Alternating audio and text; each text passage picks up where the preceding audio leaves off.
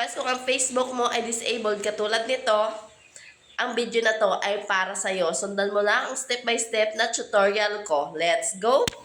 Pumunta tayo sa Chrome, tapos search nyo lang ang Facebook Help Center. Then, search nyo lang ang Facebook Disabled.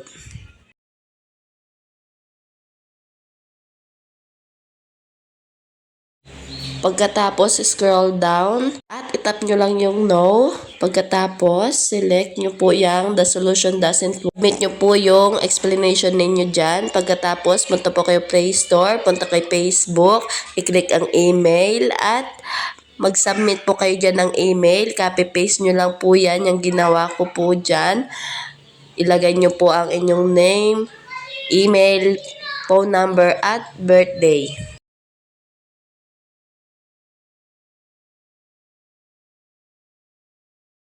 Pagkatapos po, mag-upload po kayo ng photos na ang nakalagay po yung in-screenshot nyo po na my account is disabled po. Hanapin nyo po dyan, i-upload nyo po.